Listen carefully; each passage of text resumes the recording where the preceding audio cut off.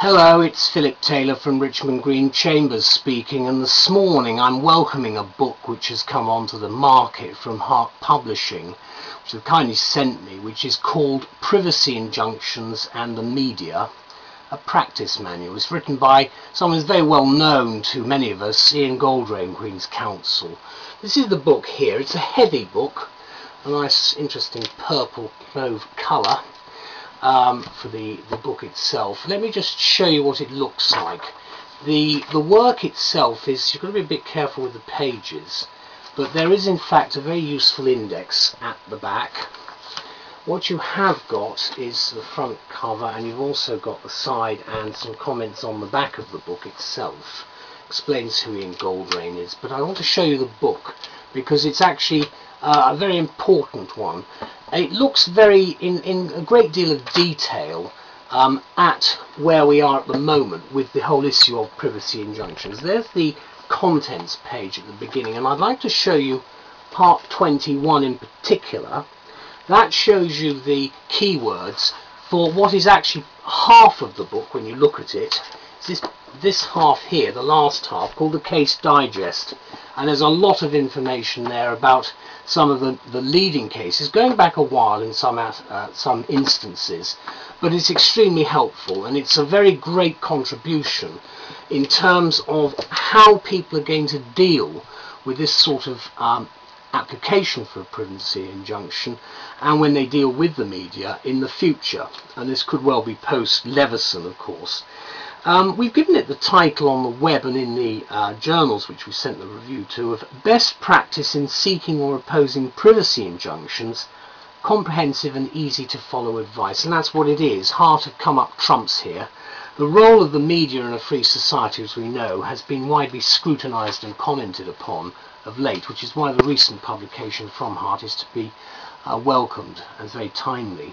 The purpose of the book is to set out best practice with respect to privacy injunctions, how to prepare the privacy claims, conduct them and prosecute them, if I can use that correct word. As Lord Neuberger mentions in the foreword, the book provides a practical guide to the way in which the courts have developed the law of privacy in the past decade or so. Whether they accept there's privacy law or not, the fact is there are guidelines, and this book is the one book I think on the market which will assist. Underlying all the developments is of course the perennial clash, tug-of-war between privacy and freedom of expression. Personally, we favour the latter over the former, and certainly there isn't a journalist out there who doesn't in our view, and few lawyers of course who don't. However, whatever side of the fence you're on, you'll be more interested than not in the book, whether you're seeking or opposing a privacy injunction in our view. Looking at journalists in particular, the watchdogs of the freedom of our society, Goldrein furnishes a quote from Lord Judge, who, commenting on a case in 2010, reminded us that very few citizens can scrutinize the judicial process. That scrutiny is performed by the media, acting on behalf of the body of citizens.